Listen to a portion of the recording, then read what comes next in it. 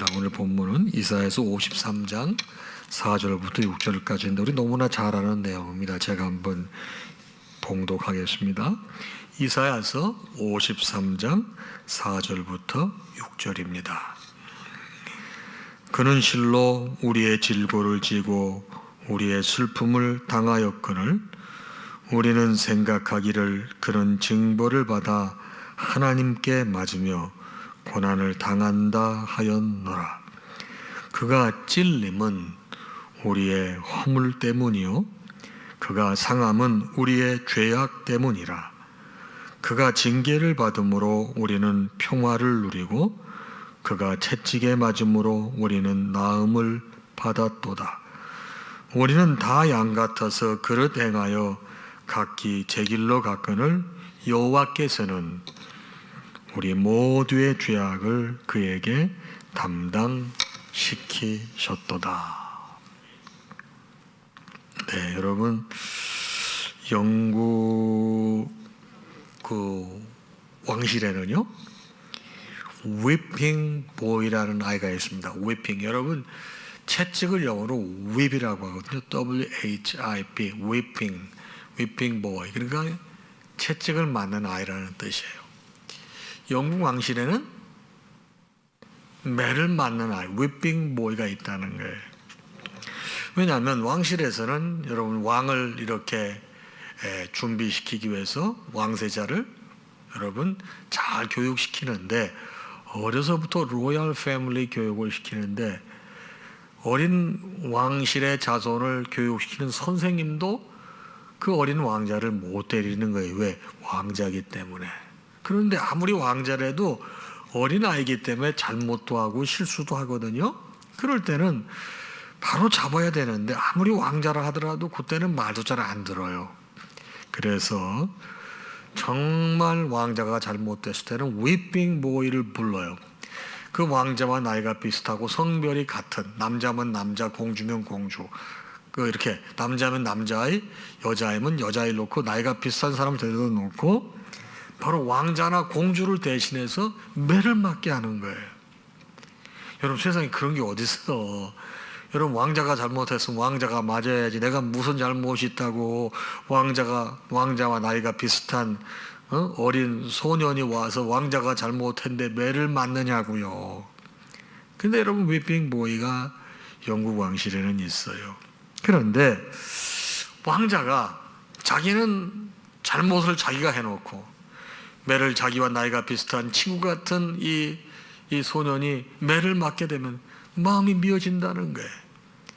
잘못은 내가 했는데 내가 맞을 수 없으니 저 친구가 매를 맞는구나. 저 친구는 나 때문에 매를 맞는구나. 이러면서 가슴을 치면서 반성을 한다는 거예요.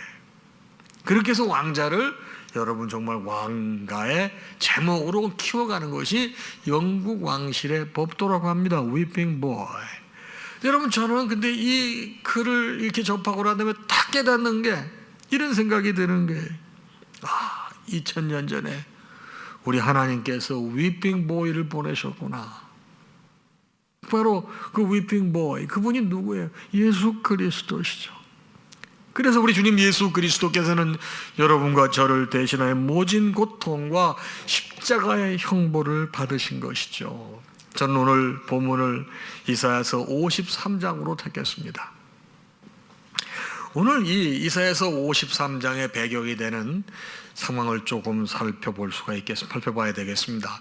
여러분 잘 아시다시피 이사야는 선지자입니다. 이분은 유다의 제10대 왕인 우시야에서부터 14대 왕인 므낫세까지 무려 60년 동안 선지자 활동을 했던 사람이 바로 이사야가 되겠습니다.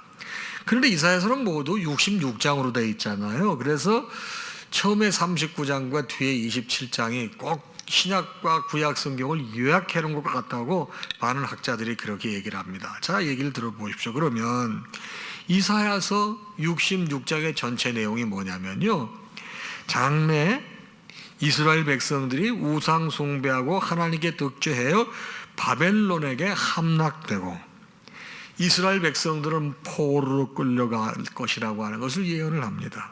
그러나 이후에 바사에 의해 바로 바사 왕이 새롭게 즉위해서 포로들을 풀어서 귀환시키고 훗날 메시아께서 나타나시고 그의 사역이 어떨 것인지에 대해서 예언한 것이 전체 이사야서의 전체 내용이 되겠습니다. 그런데 제가 오늘 택한 이 본문 53장은 그 중에서도 메시아의 성육신, 우리 주님께서 인간의 몸을 입고 이 땅에 오신 성육신과 십자가의 대속순환, 십자가에서 어떻게 고난을 당하시는 그거를 아주 포커싱해서 설명해주고 드러내는 것이 이사야서 53장이 되겠습니다. 바로 하나님께서 인간이 돼서 오신 거예요. 근데 그분이 바로 십자가의 대속 사명을 감당하시고 고난당하시는 그런 내용을 아주 생생하게 묘사하고 있는데, 여러분 이게 우리 주님께서 이 땅에 태어나시기 700년 전에 이 예언이 주어졌는데 이게 700년 후 예수 그리스도를 통해서 너무나 정확하게 드러난 거죠. 자, 그러면 여러분 오늘 말씀 보게 되면은 어떤 내용이 그렇게 정확하게 들어맞았느냐 이 말이에요. 먼저 오늘 말씀의 제목이 예언된 메시아의 모습이 되겠는데, 예언된 메시아의 고난 모습이 되겠는데, 첫 번째로 예수님의 이 고난 모습이 너무 정확하게 표현된 거예요.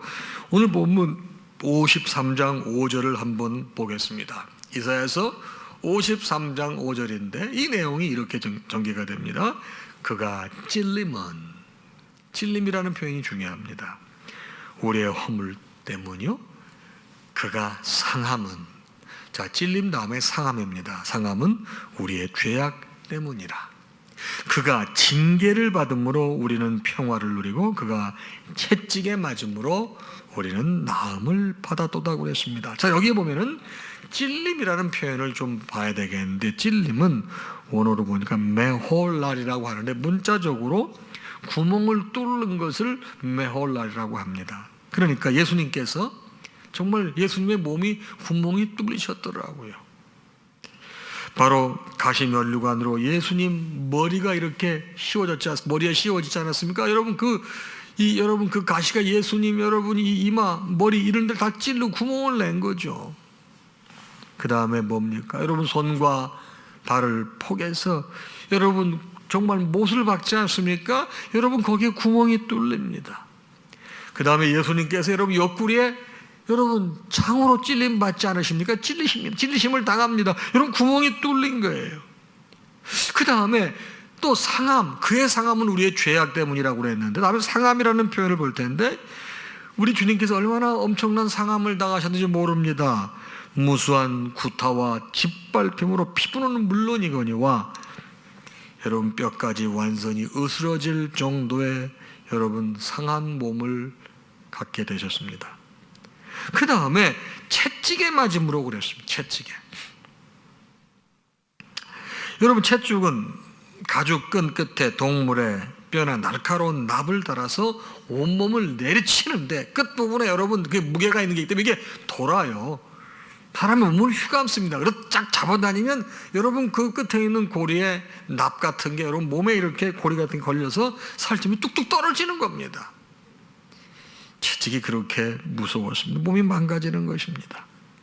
여러분 당시 유대인 지도자들은 예수님을 처형시켜달라고 요청을 합니다. 그러나 아무리 빌라도가 봐도 이 양반을 여러분 죽일 정도의 죄를 지은 건 아니에요. 그 적당히 타협한 게 이 정도면 되겠다 싶어서 바로 채찍질의 형벌을 주게 된 것입니다. 근데 여러분 유대인들은 거기에 만족하지 못하고 더욱더 강력하게 예수님의 처형을 원했고 할 수 없이 정말 마지못해서 빌라도는 예수님을 십자가에 매달게 허락을 합니다. 여러분 우리 주님 예수께서 당하신 채찍질은 보통 형벌의 채찍질 형벌이 아니라 죽기 직전까지의 고통을 받는 형벌이었습니다. 여러분 우리 주님의 고난의 모습은 처절한 고통을 당하신 것입니다. 마태복음 27장 26절에 보니 이에 바라바는 그들이 놓아주고 예수는 채찍질하고 십자가에 못 박히게 넘겨주니라. 또 마태복음 27장 28절 이하에는 이런 표현이 있습니다. 그의 옷을 벗기고 홍포를 입히며 가시관을 엮고 그 머리에 씌우고 그랬습니다. 또 요한복음 19장 1절에 보니 이에 빌라도가 예수를 데려다가 채찍질하더라. 자, 이런 말씀들을 보게 되면은 정말 처절하게 고통당하신 모습을 예수님께서 태어나 700년 전에 얘기를 했는데 이게 그대로 맞아떨어졌다 이 말이에요. 여러분, 당시 로마 채찍질 형벌은 여러분 두 가지로 구분이 됐습니다. 첫째는 로마 시민권을 가진 사람들을 여러분 채찍질 형벌을 하는 방법, 그 다음에 죄인과 노예, 이방인들이 잘못했었을 때 채찍 형벌을 가하는 것은 나누어졌습니다. 첫째로 로마 시민권을 가진 사람은 아무리 흉악한 죄를 져도 이 형태의 채찍을 맞았습니다. 주로 자작나무로 채찍을 자작나무로 만들어서 나무 채찍을 만들었는데 이걸 힘에 때려도 많이 아프지 않고 상처가 많이 안 나는, 고통이 덜한 것입니다. 그런데 노예나 이방인들에게 주어지는 채찍질 형벌은 소가죽으로 만든 채찍이에요. 채찍 사이에 여러분 정말 잔인하게 유리 조각도 넣었다고 합니다. 그리고 가시를 매달아 놓은 거예요. 그래서 맞으면 여러분 살점이 팍팍 떨어져 나가는 거예요. 그들의 목표는 사람이 죽기 직전까지 최대한 고통을 느끼면서 여러분 죽으라고 이런 형벌을 주는 것입니다. 예수님은 십자가에서 운명하시기 직전까지 채찍질 당하시고 죽기 직전까지 오만 고통을 당하신 거예요. 그럼 제가 작년 1월 우연히 그 산더라고 하는 이 개 얘기를 접했는데, 혹시 여러분 퍼그 종류라는 개 아세요? 퍼그? 아마 개 좋아하는 사람들은 퍼그가 뭔지 알 텐데, 여러분 이건 불독같이 생겼는데, 불독은 좀 덩치가 큰데 이 퍼그도 불독같이 생겼는데 되게 못생긴, 이게 맹견에 속합니다. 아주 못생겼습니다. 근데 또 그걸 좋아하는 사람들이 있대. 그럼 귀엽지도 않은데 그 퍼그, 이 개인데 이 개는 앞을 보지 못해요. 이게 미국의 그 오레곤주에 살았던 개인데, 여러분 개는 2살밖에 안 됐는데 이 개는 어떻게 되는지 모르지만 시각을 잃어가지고 앞을 보지 못하는데 특별한 능력이 있습니다. 이 개가 뭐냐면 감각적으로 사람들이 마음 아파하고 고통스러워 하잖아요. 그럼 그걸 알아요. 그 사람들이 고통스러워 눈물을 흘리잖아요. 그럼 걔가 그 앞을 못 보는데 그걸 알아요. 그래가 자기 혀로다가 그 눈물을 닦아주고 그 사람을 막 위로해 주는 거예요. 제가 여러분 그걸 보고 정말 깜짝 놀랐어요. 야, 개고기 먹으면 안 되겠다. 여러분, 그런데 이 개고기 드시는 분들이 지금도 계셔가지고 말이야. 근데 저는 그 산더에 그걸 보고 감동을 했는데, 여러분 저는 우리 주님의 그 사랑을 한번 생각해 봤어요. 여러분, 주님께서 진짜 완전히 사랑의 눈못이지 않았습니까? 우리 주님은 사랑의 눈이 멀으셔서 인생의 모든 질고를 당신께서 지시고 상함 당하시고 채찍질 당하시고 여러분 그냥 모든 걸 다 이렇게 그냥 감내하신 분이 우리 주님 예수 그리스도시거든요. 여러분, 바로 예언된 예시야의 고난은 철저하게 여러분과 저를 위해서, 우리 인류를 위해서, 인생을 위해서 고통당하신 모습을 예언했다는 것입니다. 두 번째 예언은 뭐냐면 역시 53장 5절인데 이렇게 말씀이 전개가 됩니다. 그가 찔림은 우리의 허물 때문이요, 그가 상함은 우리의 죄악 때문이라. 여러분, 예수님께서 당하신 고통은 누구 때문이냐 이 말이에요. 그것은 전적으로 우리의 허물과 죄 때문에 예수 그리스도께서 여러분 고통 당하신 거라는 거예요.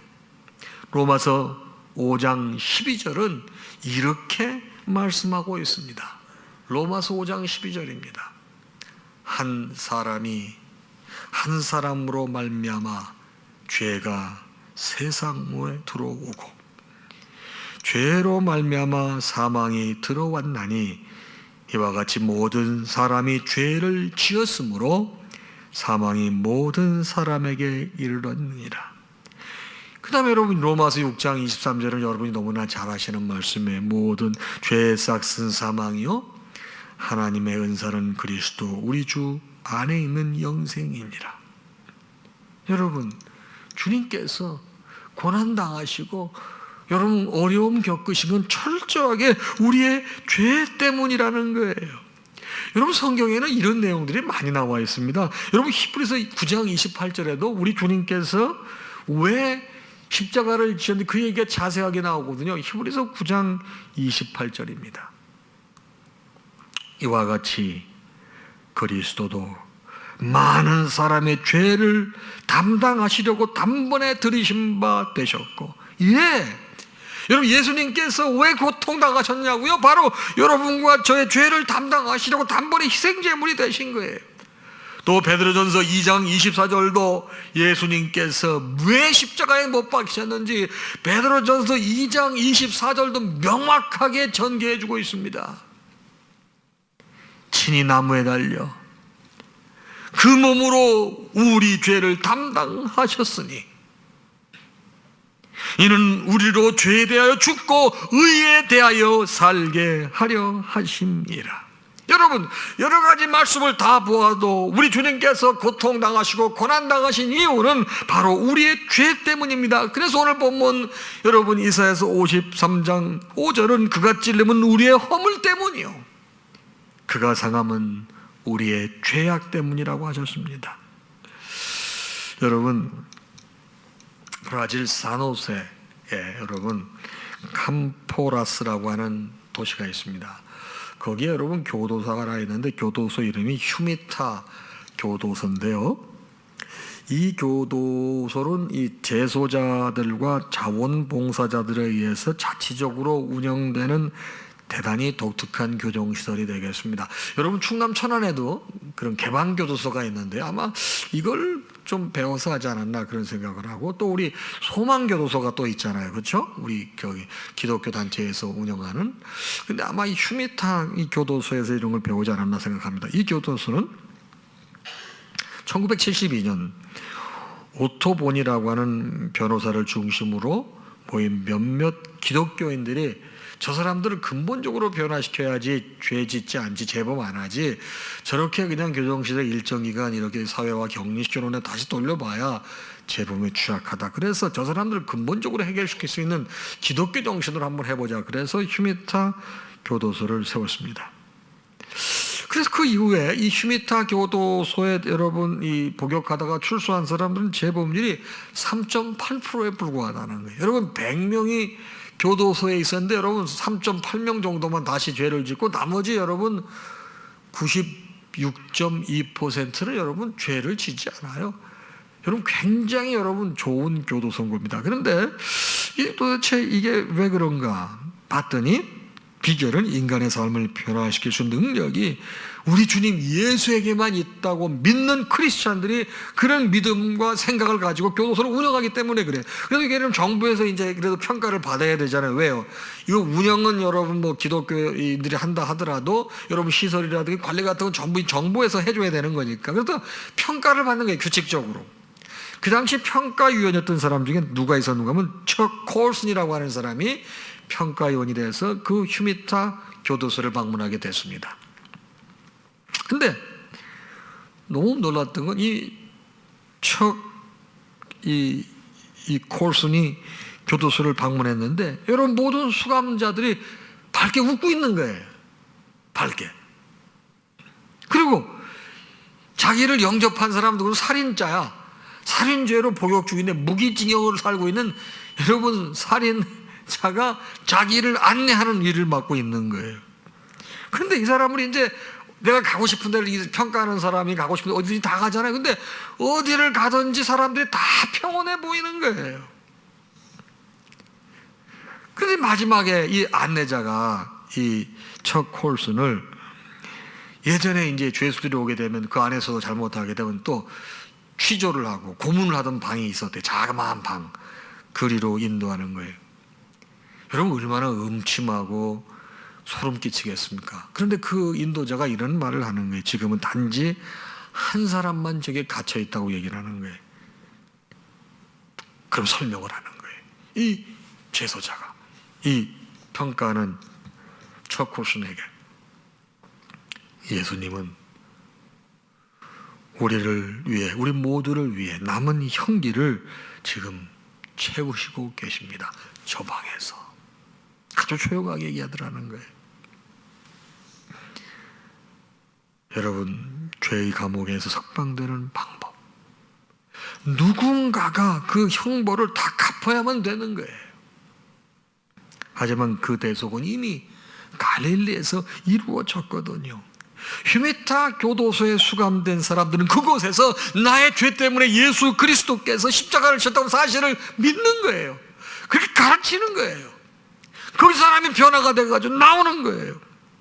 여러분도 저도 우리 죄 때문에, 내 죄 때문에 돌아가신 예수님을 만나게 되면 새로운 사람으로 거듭나는 것이고, 거듭난 사람 더욱더 성숙해지는 것이고, 성숙한 사람 더욱더 주님을 닮아서 영화의 단계까지 갈 수 있는 준비를 하는 것입니다. 이게 바로 뭐죠? 성화의 과정인 것입니다. 예언된 메시아의 모습, 이사야서 53장에 표현되어진 예언된 메시아의 모습은 바로 여러분과 저를 위해 주님께 처절하게 고통을 당하셨고, 또 다른 모습은 우리의 죄를 위해서 처절하게 고난을 받으셨다는 것입니다. 자, 그러면 우리 주님께서 이 고난을 받으시고 난 다음에 어떤 결과가 주어졌느냐 이 말이에요. 저는 아주 이 말씀을 준비하면서 소름이 끼치는 거예요. 저는 그래서 성경을 공부하고 연구하면 연구할수록 무섭습니다. 여러분, 아무것도 모르는 애들은 꺼쩡꺼쩡대요. 여러분, 고수들은 함부로 손을 못 써요. 평생 여러분 급소만 찌르는 연습만 해가지고 잘못하면 급소를 쳐가지고 사람을 여러분 큰 공경에 빠뜨릴 수 있어가지고 조심하는 겁니다. 여러분, 저는 성경을 보면 볼수록, 읽으면 읽을수록 무서워요. 자, 어떻게 됐습니까? 자, 역시 53장 오늘 본문 5절입니다. 그가 징계를 받음으로 우리는 평화를 누리고 그가 채찍에 맞음으로 우리는 나음을 받았도다. 여러분, 주님께서 여러분과 저를 위해서 여러분 모든 고통을 당하셨고 우리의 죄 때문에 고난을 당하셨는데, 고난 당하신 결과가 뭐냐? 여러분과 저는 평화를 누리고 여러분과 저는 나음을 입었다는 거예요. 이게 여러분 예수님 탄생하기 700년 전에 이미 예언됐고, 예수님 십자가 지시기 700년 전에 이미 예언이 된 거예요. 자, 여러분, 징계라는 말은 무시르라고 합니다. 원어를 보게 되면 이건 뭐냐면 부모가 자식을 바로잡기 위해서 근실하게 징계하는 것을 우리가 무사르라고 합니다. 이걸 징계라고 합니다. 우리 주님께서 징계를 받는 거예요. 부모가 자식을 바로잡기 위해서 근실하게 여러분 징계하는 것, 우리 주님께서 근실하게 징계를 받으셨어요. 평화를 누렸다고 하는 것은 뭡니까? 어느 것 하나 조금도 부족함 없는 완벽한 행복의 상태를, 나음을, 평화를 누렸다고 표현을 합니다. 여러분, 우리는 죽을 수밖에 없는 인생이었습니다. 그럼 우리 주님께서 징계를 받으심으로 죄악의 문제를 해결받는 놀라운 구원의 길을 주님께서 만들어 주시는 것이죠. 여러분, 죄사함 받았다고 하는 표현을 성경 도처에 보게 되면 많이 나와 있습니다. 여러분, 마태복음 9장 2절 같은 경우에 보게 되면은 중풍병자에게 하신 말씀인데, 마태복음 9장 2절인데 뭐라고 말씀하십니까?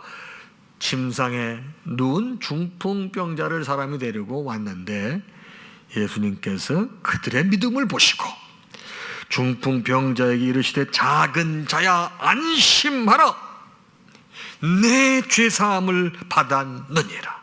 여러분, 주님께서 죄사함 받았다고 선포하시는 거예요. 여러분, 주님께서 징계를 받으시면 여러분 우리가 평화를 누리고 그가 채찍에 맞음으로 나음을 여러분 입어서 예수님께서 여러분 그런 일을 하시는 분이기 때문에 죄사함 받았다고 선포하십니다. 사도행전 2장 28절도 여러분 베드로가 한 얘기예요. 사도행전 2장 38절에 보니 베드로가 이렇게 말합니다. 너희가 회개하여 각각 예수 그리스도의 이름으로 세례를 받고 죄사함을 받으라, 그리하면 성령을 선물로 받으리니 그랬거든요. 여러분, 죄사함 받는다는 거예요. 예수님 때문에 그가 징계를 받음으로 우리는 평화를 누리고 그가 채찍에 맞음으로 우리는 나음을 받았습니다. 여러분, 구원을 받는다는 거예요. 영원한 생명을 받는다는 거예요. 여러분, 구약 성경 레위기에 나타난 희생제물은 유일하고 온전한 희생제물이 되신 어린 양 예수 그리스도만을 의미하는 겁니다. 희생제물은 예수 그리스도를 의미하는 거예요. 예수 그리스도께서 구약의 제사를 자신의 몸으로 성취시키시고 우리들의 모든 죄를 사해 주셨습니다. 히브리서 9장 11절부터 15절까지의 말씀이 매우 중요한데 이 말씀을 한번 찬찬히 보도록 하겠습니다. 히브리서 9장 11절부터 15절입니다. 그리스도께서는 장래 좋은 일의 대제사장으로 오사 손으로 짓지 아니한 것 곧 이 창조에 속하지 아니한 더 크고 온전한 장막으로 말미암아 염소와 송아지의 피로 하지 아니하고 오직 자기의 피로. 여러분 지금까지 여러분 용서함 받을 땐 염소, 송아지, 비둘기 이런 거 지름승에 여러분 이 피를 흘려야 되잖아요. 근데 그런 거 하지 않고 오직 자기의 피로 영원한 속죄를 위해서 단번에 성소에 들어가셨느니라. 염소와 황소의 피와 및 암송아지의 죄를 부정한 자에게 뿌려 그 육체를 정결하게 하여 거룩하게 하거든 하물며 영원하신 성령으로 말미암아 흠없는 자기를 하나님께 드린 그리스도의 피가 어찌 너희 양심을 죽은 행기에서 깨끗하게 하고 살아계신 하나님을 섬기게 하지 못하겠느냐. 이로 말미암아 그는 새 언약의 중보자이시니 이는 첫 언약 때 범한 죄에서 속량하려고 죽으사 부르심을 입은 자라 하여금 영원한 기업의 약속을 얻게 하려 하심이라. 여러분 여기에서 속죄, 희생의 피는 예수 그리스도의 보혈을 의미하는 거 아닙니까? 히브리서 9장 22절 말씀입니다.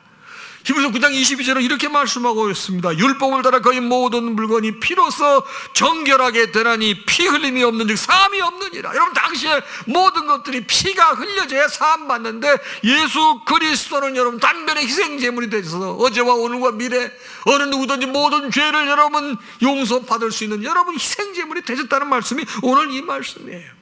그분이 고난받으시고 그분이 십자가를 지심으로 우리에게 정말 어떤 축복이 임했습니까? 사함받는 구원받는 축복이 임했다는 것입니다.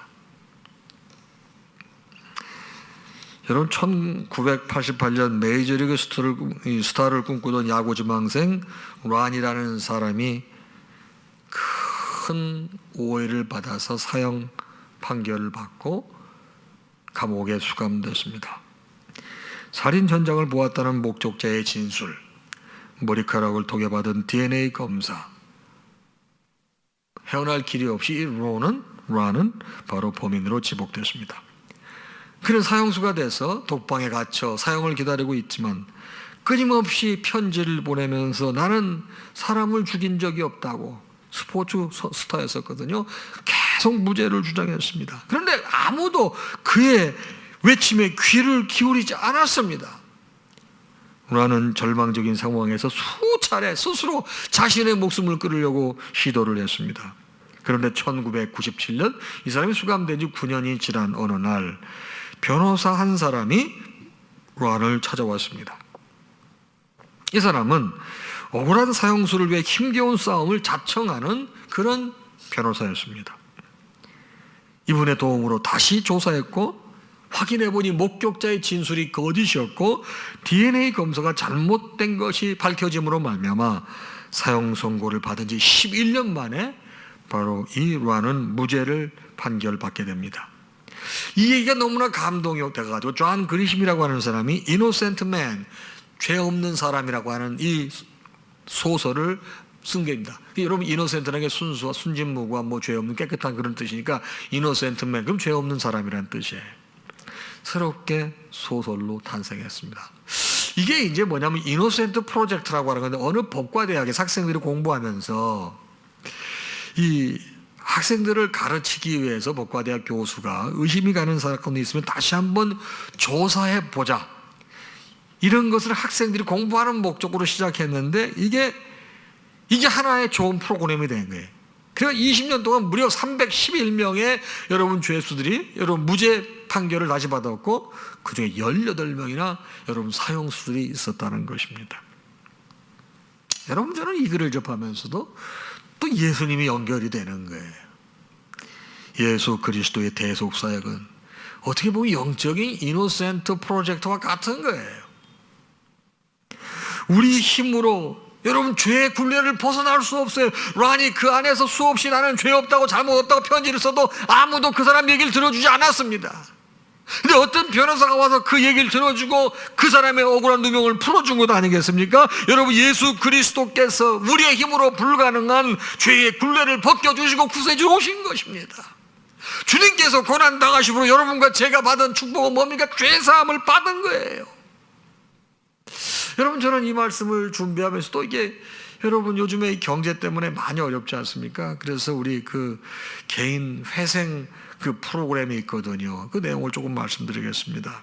감당하기 어려운 채무로 말미암아 어려움을 겪는 사람들에게 국가에서는 개인 회생 제도를 만들어서 그들을 다시 사회로 복귀할 수 있도록 만들어주는 일이 있습니다. 그런 프로그램이 있습니다. 이거는 채무액이 5억 이상 10억 이내에 있는 사람들이 작은 액수라도 개인적인 이 경제적 수익이 있을 경우 신청을 할 수 있어요. 그 신청이 받아들여지게 되면 3년 내지 5년 동안 매달 자기가 버는 액수에서 일정한 액수를 꾸준히 갚게 되면 그 부채를 조정해 주는 거예요. 여러분, 내가 아무리 돈을 많이 번다고 그래도 여러분 뭐 5년 만에 어떻게 내가 10억을 벌 수 있겠어요? 어떻게 내가 5억을 벌 수 있겠어요? 그래서 조금만 갖고도 그걸 나라에서 다 이렇게 부실채권으로 떨어버리고 그 사람을 회복시켜 주는 거예요.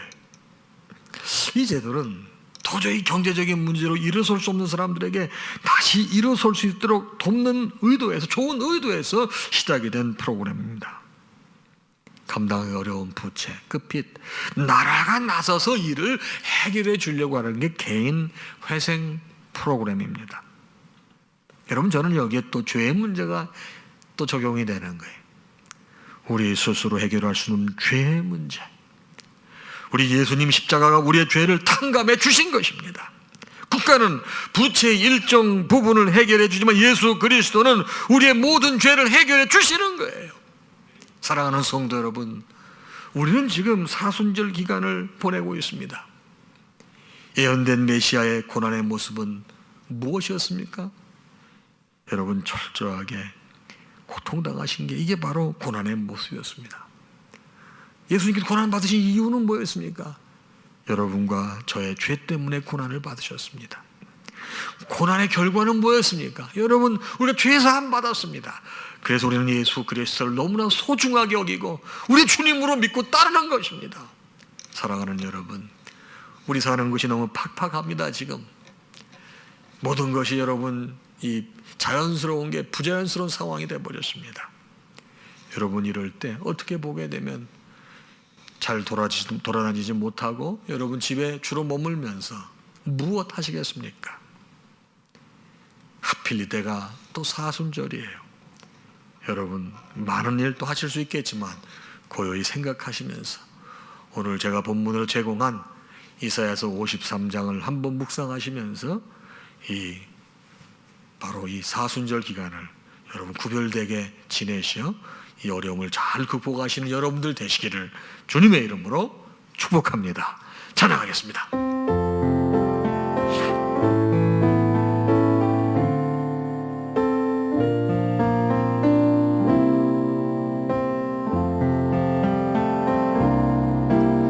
왕이신 나의 하나님,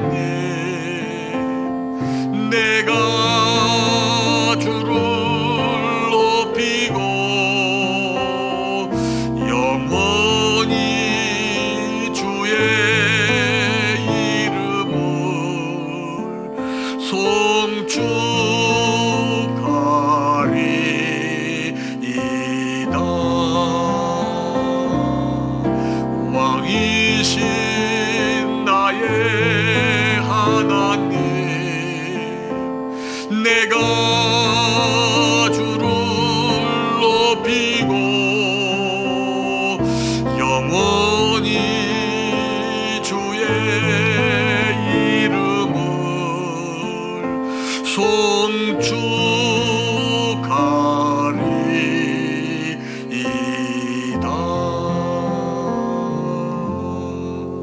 우리 주님, 예수 그리스도의 크신 은혜와 하나님 아버지의 무한하신 사랑하심과 성령님의 감동, 감화, 교통, 역사, 충만하심이 오늘 주신 말씀을 받고 나아가는 사랑하는 당신의 모든 자녀와 그 가정 위에 이제로부터 영원토록 함께 있을지어다.